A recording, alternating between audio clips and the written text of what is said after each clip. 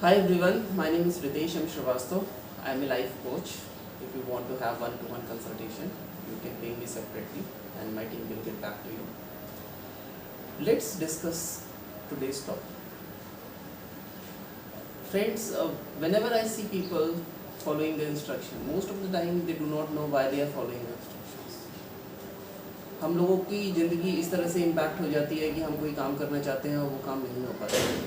हम कुछ अपने आप सोचने की कोशिश करते हैं और वो नहीं होता है, और फिर हम ये सोचते हैं कि यार ये कैसे हो, या फिर कोई हमारे साथ फ्रॉड करने की कोशिश करता है, हमारी साइकोलॉजी से खेलता है, हमें इमोशनल करके हमसे वो पैसे लेके चला जाता है और हम उसको समझ नहीं पाते कि हमने क्यों पैसे दे दिए, या उस समय एग्जैक्टली मेरे साथ क्या हुआ जिसके इन्फ्लुएंस में आके हमने उसको पैसे दे दिए। उसके बाद ऐसा भी कई बार होता है कि हम लोग सोचते कुछ और हैं, होता कुछ और है। हम अपनी जॉब को बहुत हेट करते हैं, मगर फिर भी रोज़ हम अपनी जॉब करने जा रहे होते हैं। हम किसी काम को करना चाहते हैं मगर हम उस काम को नहीं करते हैं।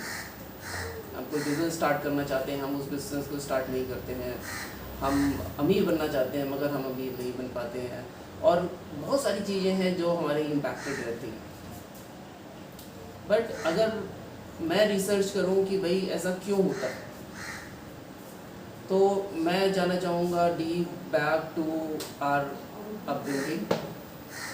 And when I say upbringing means कि जब मैं पैदा हुआ था या जब कोई भी बच्चा पैदा होता है तो वो सुबह उठता है, सबसे पहले उसकी माँ कहती है बेटा ऐसे लेटो, इधर लेटो, उधर लेटो। पापा भी उसको कंधे पे उठा के ठोकता रहता है, घुमाता रहता है।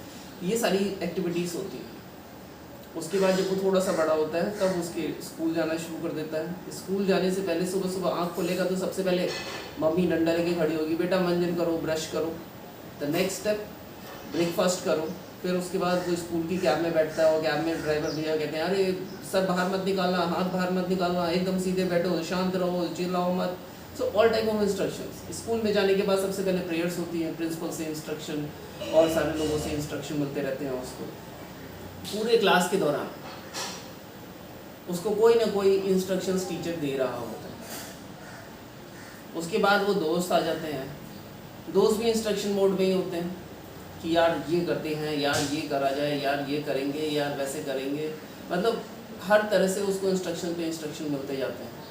फिर वो शाम को सपोज फॉर एग्जांपल वो क्रिकेट खेलने जाता है या फिर किसी स्पोर्ट्स एक्टिविटीज़ में पार्ट लेता है, तो वहाँ पे भी उसको टीचर से एक इंस्ट्रक्शन मिलती है कि ऐसे खेलो, और do it this way, this is the right way, this is the wrong way, right. फिर उसके बाद वो रात में सोता है। सोने से पहले भी मम्मी कह रही होती है कि खाना खा लो, दूध पी लो, आँख बंद करो और सो जाओ, राइट। तो ये सारे के सारे जो इंस्ट्रक्शंस हमें हर जगह से मिलते चले जा रहे हैं,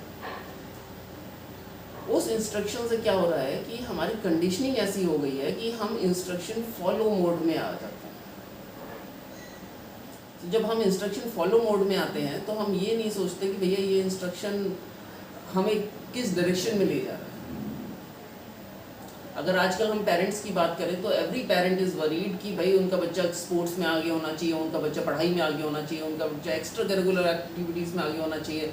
और मुझे तो बड़ी हंसी आती है कि लोग आजकल बच्चों को ही मिनी MBA करा देते हैं, मगर वो ये भूल जाते हैं।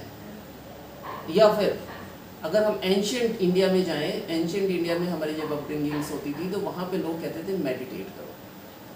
गुरु के पास जाते थे तो गुरु कहता था तपस्या करो, मेडिटेशन करो। आप लोगों ने सुना होगा कि बहुत बड़े बड़े लोग भी तपस्या करने जंगलों में जाते थे जहाँ पे उनको कोई डिस्टर्ब ना कर सके, वो थोड़ा टाइम अपने आप के साथ बिताएं।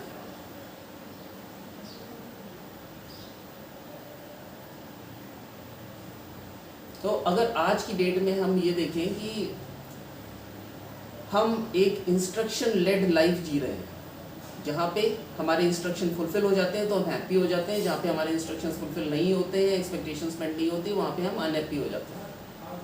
अगर मम्मी ने कहा कि फर्स्ट आ गए और गलती से हम फर्स्ट आ गए तो हम बड़ी सबसे पहले दौड़ के जाके मम्मी को रिपोर्ट कार्ड दिखाते हैं कि मम्मी मैं फर्स्ट आ गया। और अगर फेल हो जाते हैं तो मुंह लटका के डिप्रेस हो जाते हैं। बट हम कभी ये वो 1 मिनट के लिए बच्चों को नहीं कहते हैं कि बच्चों थोड़ी देर के लिए कुछ मत करो, do nothing, sit back, relax and enjoy your moment with yourself. हम ये नहीं उनको सिखाते कि मेडिटेट कैसे करते हैं, हम उनको ये नहीं सिखाते कि अपने आप से कनेक्ट कैसे होते हैं। हम उनको गुड और बैड सिखाते रहते हैं, but to be honest good और बैड कुछ भी नहीं होता इस दुनिया में। Everything is relative, good in terms of what, bad in terms of what. Teacher हमारा एजुकेशन सिस्टम है, टीचर भी कहते हैं कि you are a good boy, you are a bad boy. What is good boy and bad boy? There is nothing called good boy and bad boy, there is only boy और a girl. So my dear friends, मैं बस एक ही चीज़ कहना चाहता हूँ कि instruction lead life से हटो। समटाइम्स एटलीस्ट पूरे दिन में 10 मिनट 5 मिनट बच्चों को आप ऐसा दो जिसमें वो अपने आप से कनेक्ट हो पाए। Every person, every human being is unique. Only thing is they have to be get connected with themselves and they will establish their own things.